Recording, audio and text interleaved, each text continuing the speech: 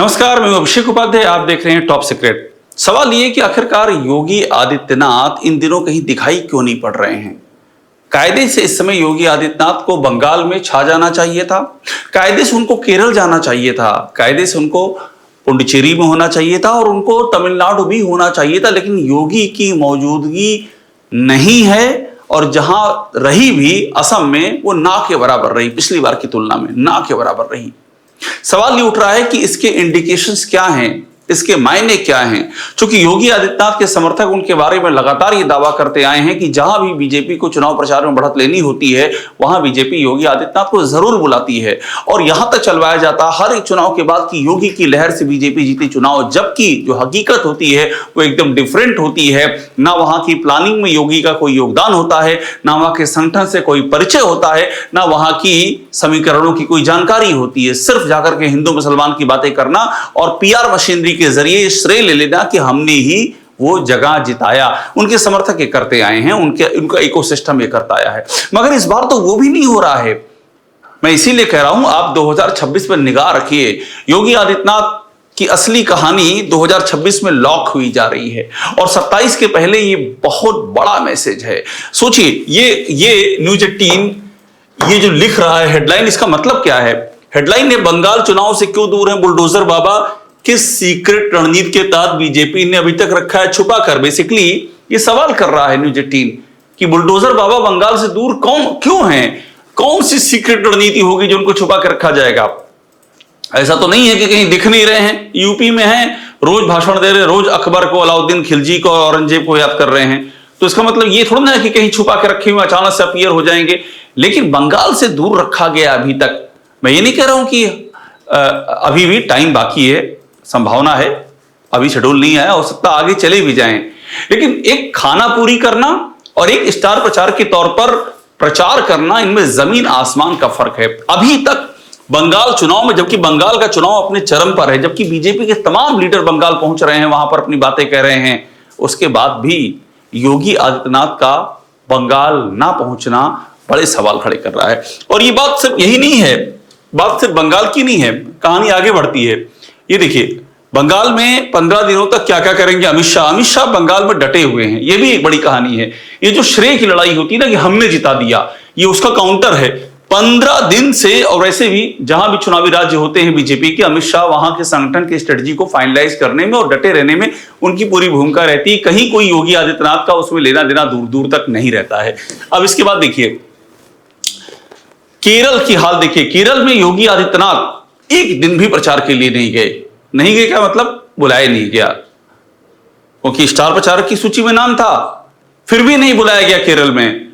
केरल में मतदान संपूर्ण हो चुका है और इसके बाद भी यहां देखिए मैथिली ठाकुर तक ने केरल में प्रचार कर दिया है।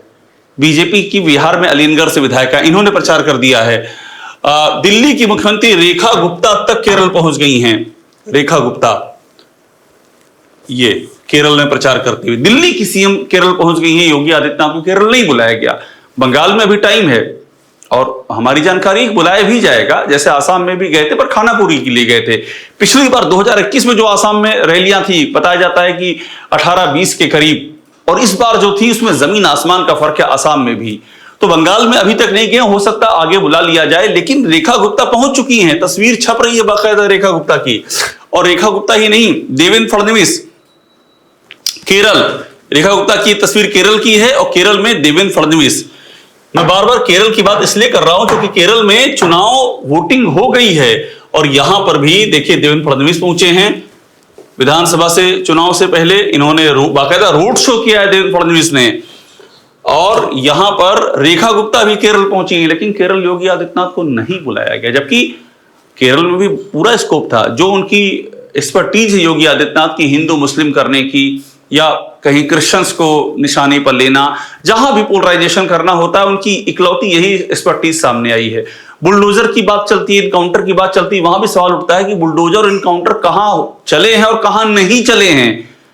वो भी बहुत बड़ा विवादों में घिरा हुआ मामला है और ये बीजेपी को समझ में आने लगा है कि बुलडोजर बाबा, इनकाउंटर बाबा का एक दूसरा काउंटर भी सामने आता है कि किसका इनकाउंटर किया और कौन आपके राज में फला फूला है बरगद का वटवृक्ष बना है, कहां पुलिस नहीं देखती है, कहां बुलडोजर नहीं चलता है, कहां इनकाउंटर नहीं होते हैं। ये सुशासन है या फिर एक की टारगेटिंग और एक का लगातार नवीनीकरण है? ये क्या है? ये सवाल उठने लगा और बीजेपी को अब समझ में आ रहा है कि ये सवाल 27 में परेशान करेगा उसको, इसीलिए थोड़ा सा अब चीजों को किनारे किया जा रहा है।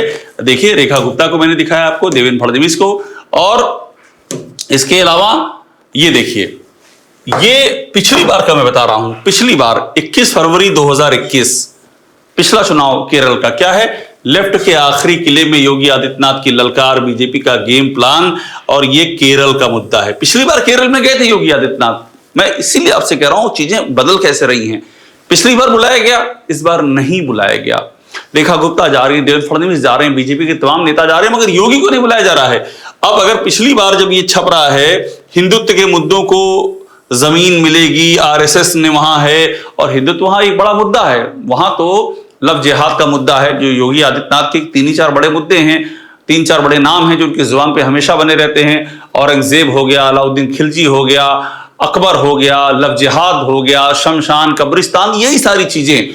कोई डेवलपमेंट की बात नहीं, कोई सुशासन की बात नहीं, कोई आंकड़ा नहीं कि आपने अपने शासनकाल में ये कर दिया है, ऐसी कोई चीज दिखती ही नहीं है। जो कुछ चीजें निकाल के लेके आते भी हैं उस पर सवाल उठ जाते हैं। मेट्रो की बात करते हैं, मेट्रो कब शुरू हुई थी उसकी भी कहानी सामने आ जाती है। जो करप्शन है पीडब्ल्यूडी और खनन में, जो कि योगी का अपना मंत्रालय है, इस कदर करप्शन की वहां पर बातें हैं। अभी हाल ही में झांसी में अनुराग शर्मा बीजेपी के सांसद ने सवाल खड़ा कर दिया, कहा कि ये राज सपूत हैं इस दौर में, बुंदेलखंड में जो खनन कर रहे हैं, राज सपूत, जिसका राज उसके सपूत, ये राज सपूत हैं। बुंदेलखंड में अवैध खनन की कहानी अभी हाल में ही झांसी के बीजेपी सांसद ने बयां कर दी। इसके अलावा पूर्वांचल में जिस तरह से अवैध खनन चल रहा है किसको नहीं पता है। सीएजी की रिपोर्ट में जिक्र है अवैध खनन का, योगी आदित्यनाथ के दौर में जिक्र है, और ये योगी का मंत्रालय है। तो इतने सारे छींटे हैं कि अब ये भी नहीं प्रोजेक्ट कर मिलता है कि हमारा दामन साफ है, इतने ज्यादा छींटे गहरा चुके हैं। तो अब ये पिछली बार केरल गए थे, इस बार केरल नहीं एंट्री हुई। देवेंद्र फडणवीस ने केरल में बजाया चेंडा। ये सब तस्वीरें तो योगी की आनी चाहिए, केरल में ये किया और जो पूरा पीआर मशीनरी करती है, पर ये देवेंद्र फडणवीस की आ रही है। चेंडा वाद्य यंत्र होता है केरल का, उसको बजाते हुए देवेंद्र फडणवीस, और वहां पर देवेंद्र फडणवीस की तस्वीरें सामने आ रही हैं। अब इसके बाद देखिए तमिलनाडु में भी अभी तक टिल डेट योगी आदित्यनाथ की एंट्री नहीं हुई है। पिछली बार देखिए क्या था, 31 मार्च 2021 पिछली बार, TN assembly polls, DMK Congress coalition has no right to return to power, Yogi Adityanath says। ये कोयम्बटूर की रैली है, बाकायदा तस्वीर है। पिछली बार आप देखिए कोयम्बटूर जा रहे हैं, तमिलनाडु जा रहे हैं, केरल जा रहे हैं, बंगाल, तमाम तस्वीरें आ रही। इस बार सब गायब है। तमिलनाडु में भी एंट्री नहीं हो पाई अब तक। खानापुरी के लिए हो सकता हो जाए, जैसे असम में भी हुई तो खानापुरी के लिए हुई, मगर पिछली बार से इस बार में तुलना करेंगे तो फर्क साफ है। और इसकी वजह आप पूछेंगे क्या है, वो बताने से पहले मैं आपको एक तस्वीर और दिखा देता हूं कि ये 31 मार्च 2021 योगी आदित्यनाथ को बीजेपी ने बनाया स्टार प्रचारक। आज तमिलनाडु के चुनावी दौरे पर सीएम योगी आदित्यनाथ। देखिए 2021 में तमिलनाडु गए, 2021 में केरल गए, सब मैं आपको दिखा रहा हूं। इस बार अभी तक ना तमिलनाडु का दौरा, और केरल में तो चुनाव ही खत्म हो गया। ये कहानी है। अब मुद्दा जो मैं बता रहा था कि क्यों नहीं इतनी ज्यादा रिसेप्शन है, क्योंकि अब बीजेपी को समझ में आने लगा है कि उससे कुछ हो नहीं रहा है, कुछ सामने नहीं आ रहा है। वो सबको पता है कि योगी आदित्यनाथ की पिच क्या है, वो क्या बोलेंगे, खास तबका उनको सुनेगा, ताली बजाएगा, घर जाएगा। वो तबका वोट में कन्वर्ट होता है क्या? कहीं भी कोई ऐसा जानकारी नहीं आई कि उनके बोलने से कहीं पर वोटिंग हो गई, प्रभावित हो। क्योंकि उत्तर प्रदेश में नहीं हो पा रहा, ये पूरा यूपी जो है वो अलग अलग जातियों में बट गया है। आरएसएस का जो हिंदुत्व का प्रयोग था उत्तर प्रदेश में, वो छिन्न भिन्न हो चुका है योगी आदित्यनाथ की अगुवाई में। आप जो अपने प्रदेश में हिंदुओं को एकजुट नहीं कर पाए, तो आप बाहर जाकर के क्या भाषण देंगे? और भाषण में भी कुछ भी नया नहीं है, कोई विजन नहीं, कोई मिशन नहीं, हमेशा वही हिंदू मुस्लिम की बातें। उससे भी लोग थक रहे हैं, पक रहे हैं। वो उनके लिए मनोरंजन हो गई है ताली बजाने की बातें और वहां से चला जाना। कहीं कोई असर नहीं पड़ रहा है। और यहां पर एक बात मैं आपको और बताऊंगा, ये सब तो चल ही रहा है, लेकिन सवाल ये है कि इन सब के बीच 2027 पर क्या असर, ये बड़ा सवाल है। 2027 का क्या मैसेज है? आप देखिए, एक बात मैं और यहां पर इसमें है वो आपको दिखाऊंगा। कोई एक चीज और हुई है जिस पर ध्यान जाना चाहिए। उत्तराखंड में उत्तराखंड में मंत्रिमंडल का विस्तार हो जाता है, 5 विधायक मंत्री पद की शपथ ले लेते हैं उत्तराखंड में। यहां पर विस्तार भी नहीं होने पाया, यहां रोक लिया गया विस्तार। क्यों रोका गया, यह भी सवाल है। उत्तराखंड में विस्तार हो रहा है, यहां नहीं हो रहा है। अखबार वाले पिछले 8-9 महीनों से पन्ना अपना काला कर करके भर चुके हैं। आज विस्तार हो रहा है, कल विस्तार हो रहा है, योगी ने सलाह दी, योगी के मुताबिक विस्तार होगा, योगी इनको अंदर रखेंगे मंत्रिमंडल के, इनको बाहर, दुनिया भर का माहौल बनाया गया, लेकिन कुछ नहीं हुआ, क्योंकि योगी कहीं फिगर में आते ही नहीं है विस्तार के। विस्तार नहीं बल्कि एक बड़ी सर्जरी की तैयारी उत्तर प्रदेश में, और हमारे सोर्सेज बताते हैं इसीलिए अभी तक कोई विस्तार नहीं हुआ है, कुछ नहीं हुआ है। गुजरात में हो रहा है, उत्तराखंड में हो रहा है, यूपी में कुछ नहीं हो रहा, सब रोक दिया गया है। योगी आदित्यनाथ सनातन के सर्वोच्च शिखर शंकराचार्य से भड़े हुए, उनको रोका नहीं जा रहा है। दिल्ली समझा नहीं रहा कि ये मत कीजिए, छोड़ दिया है दिल्ली ने, जो मन हो करिए, आप जितना कर सकते हैं कर लीजिए, क्योंकि पब्लिक के अंदर जो एंटीपैथी फैल रही है, जो नाराजगी फैल रही है, वो दिख रही चारों तरफ। आज की तारीख में बीजेपी का फीडबैक ये है कि एक बार के लिए सरकार से जो एंटी इनकम्बेंसी उसे वो कंट्रोल कर लेंगे, लेकिन जो योगी आदित्यनाथ के अपने कामकाज की एंटी इनकम्बेंसी है वो बीजेपी का रथ डुबो देगी। ये बीजेपी का फीडबैक है, और इसीलिए ये जितना भी आप देख रहे हैं योगी आदित्यनाथ सीन से गायब हैं, ये सब एक इंडिकेशन है। बंगाल चुनाव बहुत महत्वपूर्ण है। बंगाल चुनाव खत्म होने के साथ ही उम्मीद की जा रही यूपी में एक बड़ी सर्जरी होगी। वो सर्जरी क्या होगी ये अभी हम नहीं कह सकते हैं, पर इतना जरूर है कि वो सर्जरी यूपी के राजनीतिक इतिहास को रीडिफाइन करने वाली होगी।